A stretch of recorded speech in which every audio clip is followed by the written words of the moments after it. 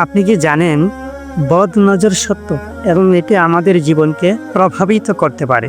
রাসূলুল্লাহ সাল্লাল্লাহু আলাইহি ওয়াসাল্লাম হাদিসে ইরশাদ করেছেন, নিশ্চয় বদ নজর সত্য, অর্থাৎ বদ নজরের প্রভাব বাস্তব এবং একে অবহেলা করা উচিত না। এখন প্রশ্ন হলো, বদ নজর কাকে বলে?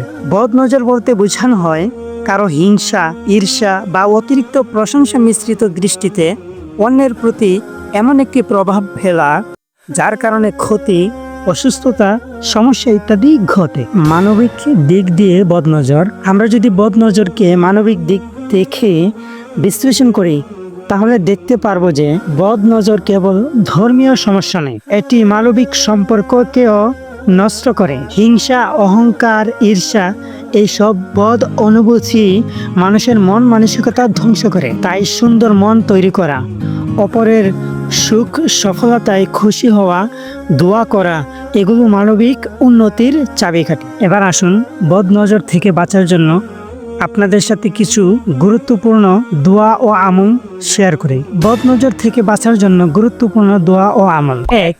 আয়াতুল কুরসি পড়া। প্রিয় নবীজি সাল্লাল্লাহু আলাইহি ওয়াসাল্লাম ইরশাদ করেছেন, যে ব্যক্তি রাতে আয়াতুল কুরসি পড়ে সে আল্লাহর হেফাজতে থাকবে। 2.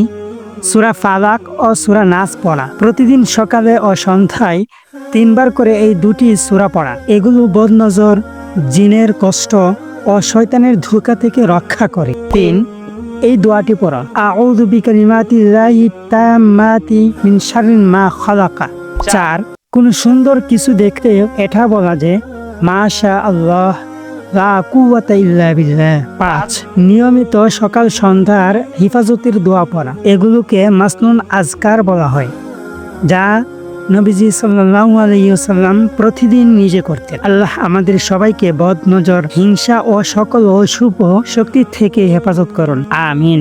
এরকম শিক্ষণীয় ও ইন্টারেস্টিং ভিডিও নিয়মিত পেতে আমাদের চ্যানেলটি ও পেজটি ভিজিট করে সাথে থাকুন। ধন্যবাদ।